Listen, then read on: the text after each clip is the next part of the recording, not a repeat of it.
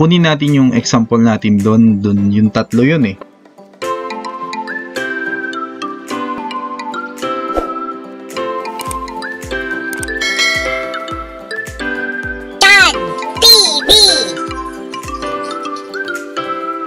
Okay, tuloy natin yung ating rational root theorem. So, tapos na tayo dun sa proving, then tapos na rin tayo sa identifying the possible, all set of possible root natin sa given polynomials. And dito, yung last, mag-example tayo to get the rational root ng polynomial. So, balikan natin yung example natin dun sa getting the possible set ng root ng polynomial. Ngayon, so punta tayo ngayon dito. Kunin natin yung example natin doon yung tatlo yun eh. Ito yung una. And in this side, nakalista yung possible set of roots ng given equation natin na x squared plus 8x plus 10. So now we use the synthetic division in finding the roots of the given equation o polynomial. So ito yung example natin doon. And gagawin natin itong mga possible set na to, i-co-compute natin to find the roots by using the synthetic division process. So sa synthetic, pag nag-0, there's no remainder. So it means the possible roots o yung bawat root dito ay siya yung magiging sagot natin as the set of roots in this given equation. So simulan na natin. So positive 1 muna tayo, no? 1. Yan. So synthetic rule o process. So 1, bring down natin yung 1, then multiply tayo dito. 1 times 1 is 1. So sagot natin, i-add natin yan. 8 plus 1 is 9. Then 9 times 1 is 9. So sagot natin is, i-add natin positive 19. So it means 19 to, hindi 0. Ibig sabihin, hindi siya roots. Hindi ito pwede yung 1. So, burahin natin. Substitute tayo ngayon ng negative 1. Negative 1 tayo. So, yung positive 1, hindi pwede. So, bring down again. So, 1 times negative 1 is negative 1. 8 plus negative 1 is positive 7. Now, positive 7 yan. 7 times negative 1 is negative 7. And 10 plus negative 7 is positive 3. So, again, hindi siya solution kasi ito ay hindi nag-0. Bura ulit tayo. So, hindi siya positive or negative 1. So, burahin natin yon, hindi siya 1, hindi solution, hindi siya root. Okay, then substitute natin si 2. Positive 2, then 1 times 2 is 2. Then 8 plus 2 is 10. 10 times 2 is 20. Then we add, so 30. So katulad niyan, hindi na naman nag-0 to. So ibig sabihin, hindi siya solution o hindi siya yung root. So, ba't binuro ko pa yun? Dapat lagyan na lang natin ng negative. So, negative 2. So, 1, negative 2 tayo rito. 8 plus negative 2 is positive 6. Sorry. Positive 6. Then now, 6 times negative 2 is negative 12. Then, 10 plus negative 12 is negative 2. Tama? And gaya ng sabi kanina natin, dapat 0 to make the given roots is the solution for this equation. Hindi pa rin siya pwede, kaya burahin natin ulit. So, ibig sabihin, si positive 2 and negative 2 hindi pwede. Try natin si positive 5. So, 1 times 5 is 5. 8 plus 5. 13 tayo dito. 13 times 5. So, 5. Then, 65. Ang sagot natin. O, yan. Ilan na yan? 75. So, malaki. Hindi pa rin nag-0. So, si positive 5 ay hindi pwede. So, gawin natin negative 5. So, 1 minus, 1 times negative 5. So, negative 5. 8 plus negative 5 is 3. 3 times negative 5 is negative 15. And when we add, 10 plus negative 15 is negative 5. So, hindi pa rin. Bura tayo dito. Hindi solution si positive and negative 5. So, isa na lang natitira sa atin. Si 10 na lang. So, lagay natin positive 10. 1 times 10. So, 10. So, add tayo, 18. So, 18 times 10, 180.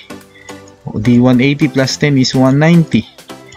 So, hindi siya solution doon dahil hindi nag-zero. Hindi siya root ng ating given equation. So, Browley tayo, hindi yan. Last na lang ang naitatry natin ay si negative 10. Yan. So, 1 times negative 10 is negative 10. And negative 10, 8 plus negative 10 is negative 2. Negative 2 times negative 10 is positive 20. Then, add natin, so 30. So, ngayon, meron pa rin. So, hindi. Hindi siya. Hindi siya solution. So, ngayon ang tanong, kung hindi itong set na to, ito, kung hindi ito roots ng equation natin, anong roots? O yan, ngayon ang magandang tanong. Kung wala dyan, anong roots? Ngayon kasi, kaya nga tinawag siya na sinabi na rational root theorem kasi dapat rational yung ating sagot. Diba meron tayong rational and irrational? So, ang kailangan lang natin sagot ay rational. Pag sinabi kasing rational, ang ibig sabihin nun, rational root is a number x which can be expressed as the quotient of two integers. Diba yun yung sabi natin dun sa una? Na kung saan yung rational root theorem natin state that if a polynomial zeros of a rational number a over b dun sa ating video na nauna, then a is a factor of the constant and b is a factor of the leading coefficient o yung a, di ba? So ngayon, kaya siya tinawag na rational. Kung wala tayong sagot dito sa possible root na to na sinagutan natin, ibig sabihin, itong equation natin na to, ito ay no rational, yan, no rational root siyang sagot natin. So, pagpasensyaan nyo na po yung aking sulat yan dahil ang gamit ko lang po ay mouse para mag-present diyan sa ating whiteboard na to. So, ngayon ang tanong nyo, ano ang solution dito, sir? Paano ang sagot dyan? So, makukuha po natin yung solution natin dyan. Kaya lang, hindi po siya rational, siya ay irrational using quadratic equation kasi quadratic po yung given natin. Yan. So, sa ngayon, dito po sa rational root theorem, wala po tayong rational root. Okay po. So, yun. Then, next po tayo dyan. Yung number 2 example tayo. Number 2 example natin, ang given natin sa number 2. Okay, ito yung ating number 2 problem dun sa ating nakaraan na video. Yung example natin. So, meron tayo rito 1, 2, 3, 4, 5, 6, 7, 8 times 2. So, 16. 16 natin ang possible set natin na gagawin na magiging sagot. Ano? So, taas ko lang ng konti. Yan. Then, ngayon, so, substitute na natin si 1. Positive 1 na tayo. I mean, hindi substitute. Kasi kung sa-substitute natin pa-factor na parang evaluate ang magaganap. Divide natin using positive 1 and using synthetic division. Yan. So, bring down 5. 5 times 1 is 5. Then, add tayo. Negative 2 plus 5 is 3. 3 times 1, so 3. 20 plus 3 is 23. 23 times 1, so 23. 23 plus negative 8 plus 23 is positive 15. So, gaya ng sabi ko, hindi siya nag-zero. So, hindi siya solution. I mean, hindi siya yung root na hinahanap natin. So, palitan natin ng negative. Yan. So, 5. Negative 5. 5 negative 1 times 5 is negative 5. Then, add tayo. Negative 7. Then, negative, positive 7 tayo. Negative 1 times negative 7, positive 7. 20, so 27. Inad natin to. Then, 27 times negative 1 is negative 27. And negative 8 plus 27. So, may sagot tayo ditong 35. So, ngayon, hindi pa rin nag-0. So, positive and negative 1 is not the root. Substitute natin ngayon si 2. Positive 2 tayo. So, pabaan natin si 5.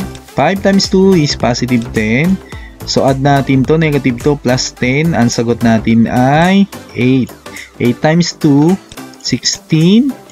Then, add natin. So, 36.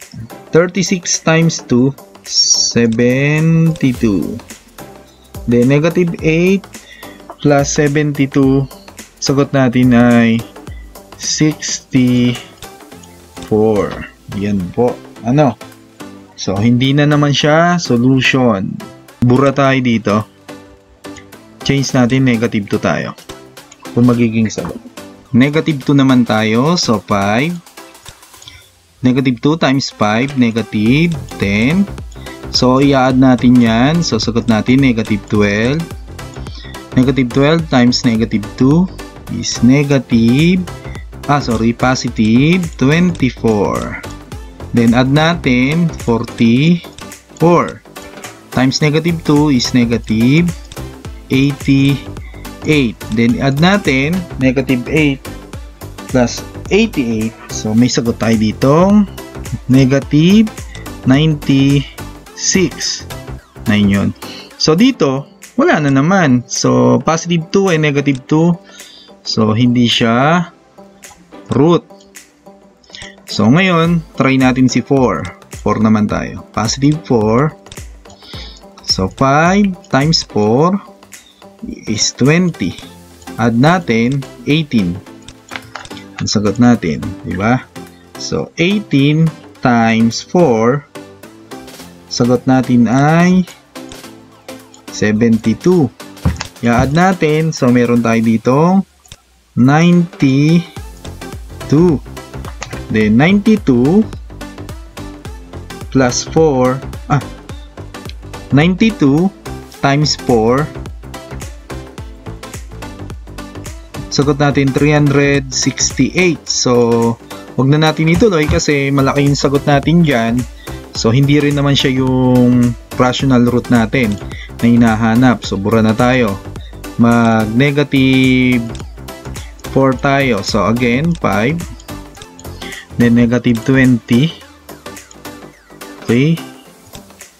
Then, sagot natin, negative 22. Pag inad natin. So, negative 22 times negative 4 is positive 44.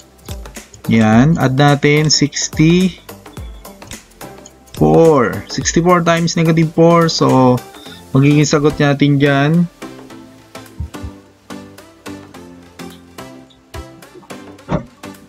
Okay, negative 256. So, makikita natin, mag-a-add tayo. Hindi pa rin siya yung roots na hinahanap natin. So, si 4 ay hindi rin kasama. Try natin si 8 bago tayo pumunta dun sa fraction. 8 naman tayo. So, 8 times 5 is 40. 40, negative 2 plus 40, 38. Yan. So, 38 times 8 is, 304.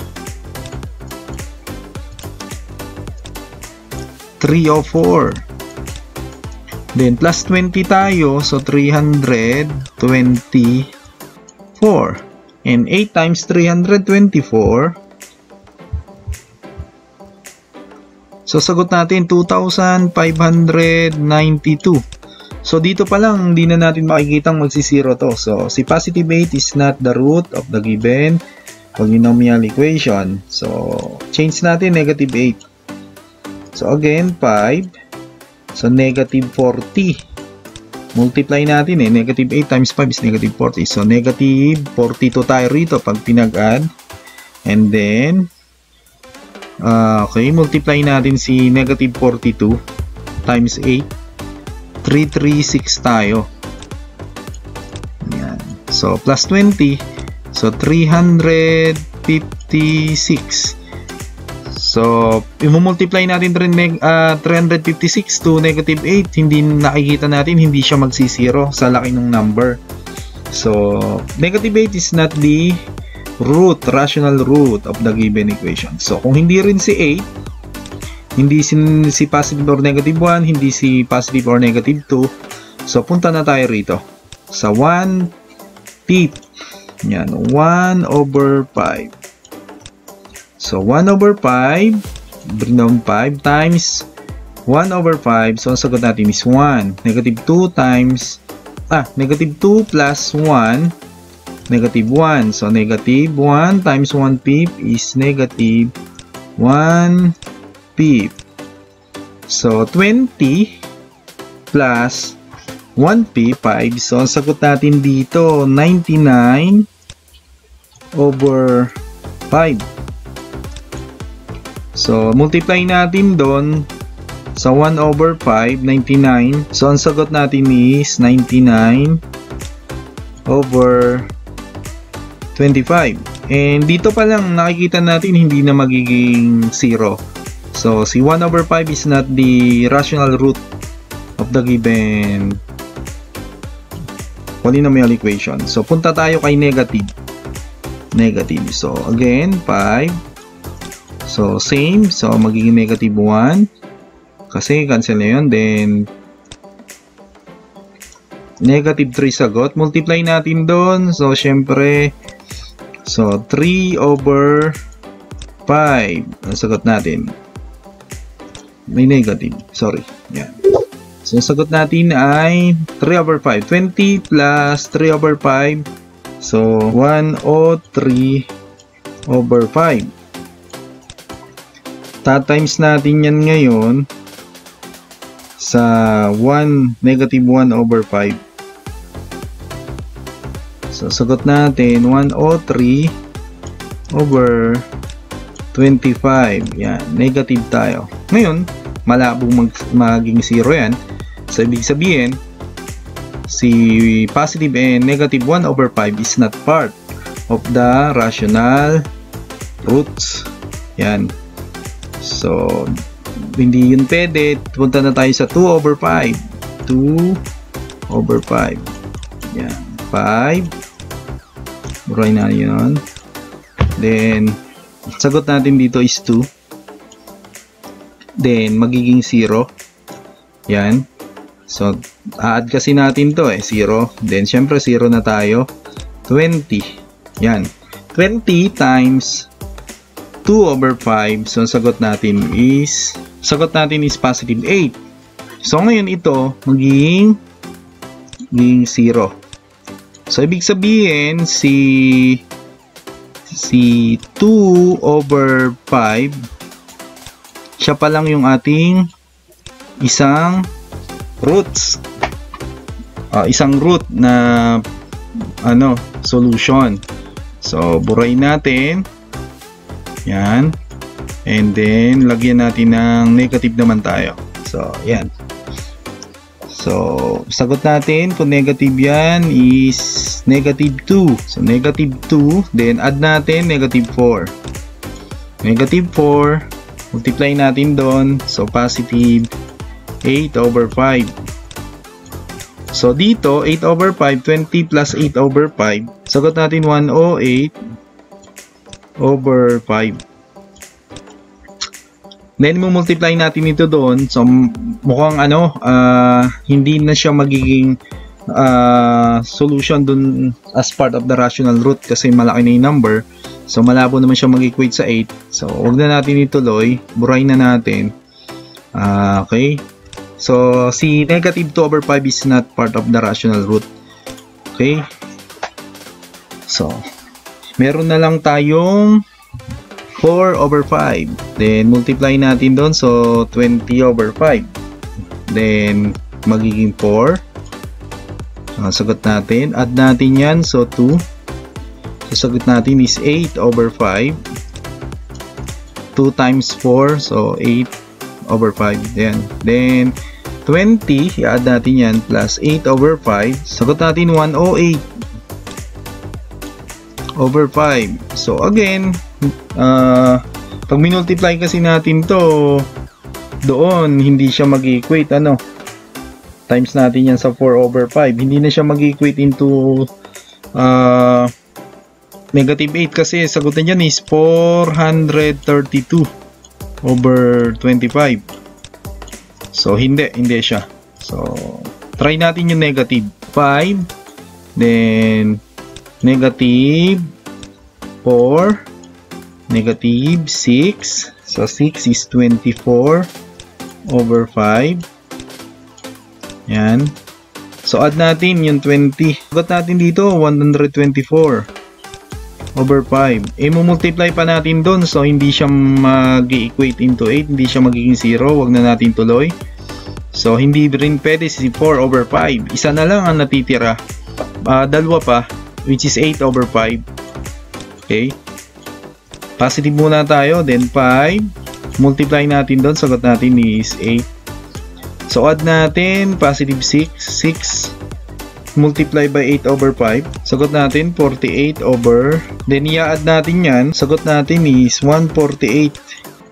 So, nakakita natin, time over 5 yan. I-multiply pa natin doon. Hindi na siya mag-equate. So, wag na natin ituloy. Ngayon, negative naman tayo. So, 5. So, dito, negative 8. Nangyayari niyan, magiging negative 10. Multiply natin yung negative 10 sa negative 8 over 5. So, syempre, meron tayong 80 over, i-multiply natin yung negative 10 sa 8 over 5. So, 8 times 10, 80 over 5. So, sagot natin ni 16. So, 16. So, positive. So, 20 plus 16 is 36. 36 times negative 8 over 5. Sagot natin is 288. Over 5, malaki na to. Hindi ito magsi-zero. So, yun na.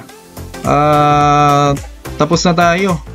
Ibig sabihin, hindi pwede si 8 over 5. Isa lang ang nagpwede. Ito lang, 2 over 5. So, ibig sabihin, sa dami na yan, at since ito lang ang naging pwede, sagot natin ngayon dito ay no rational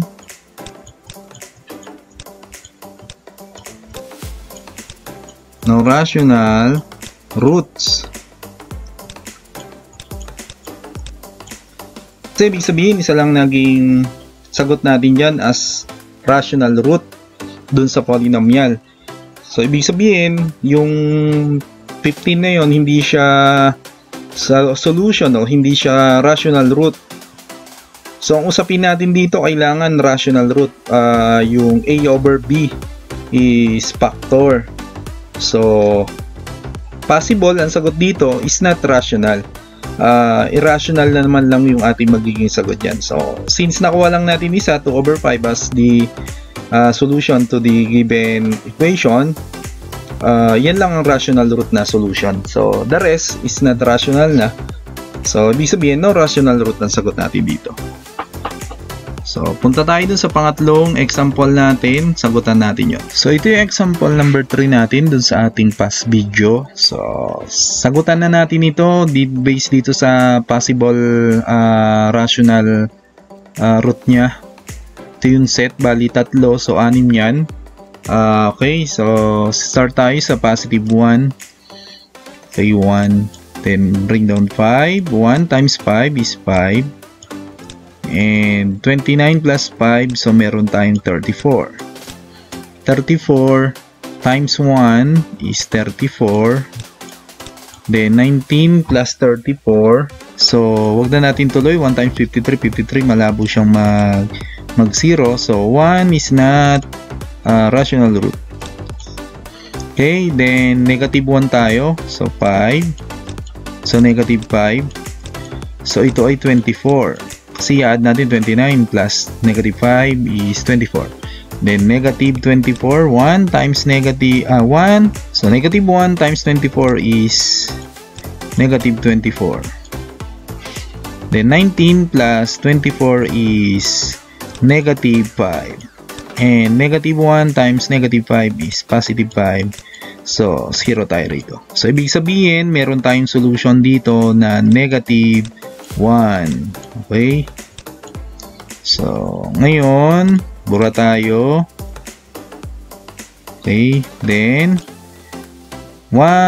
positive 5 tayo, positive 5. Mayan na natin yung fraction. So, 5, bring down natin. 5 times 5 is 25.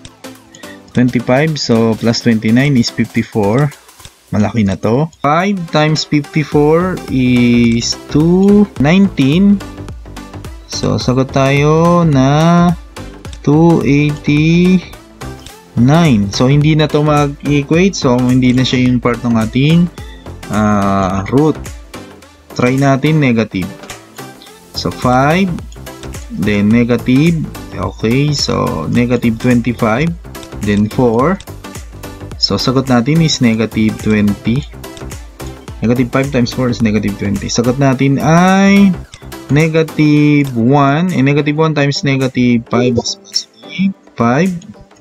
So, ngayon, sagot natin dito ay 0.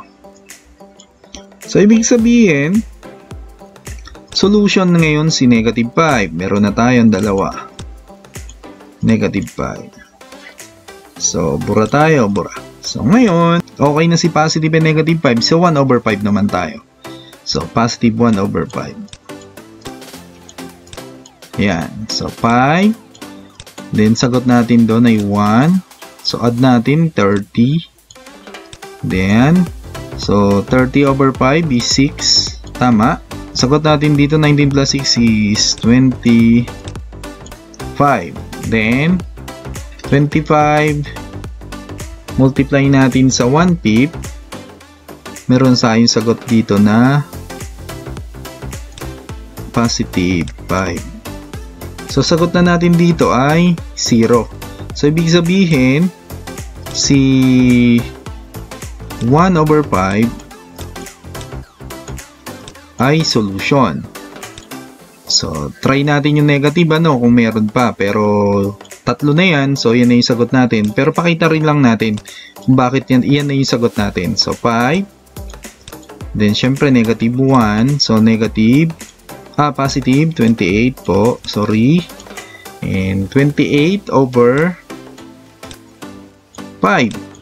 Yan. Negative yan. Kasi, negative 1 over 5 times 28. So, 28 over 5. 19 plus 28 over 5 is 123 over 5. So, mahinto na natin kasi malabo na siyang maging sagot natin. So, ngayon, ibig sabihin, ito yung ating possible, not possible. Ito yung ating rational roots. Siya yung ating rational. Okay. Yun lamang po at nakuha naman po natin yung solution dito. And then doon sa dalawa natin example ay no rational roots ang ating sagot. Dito meron tayong sagot. Napakita lang po natin yung sagot natin doon sa tanong, doon sa ating problem, doon sa nakaraang video natin na ginawa natin example. Maraming pong salamat sa panunood sa aking mga video. Muli po, ang aking YouTube channel ay Chad TV. Manood po sana kayo sa aking mga video at marami pong salamat.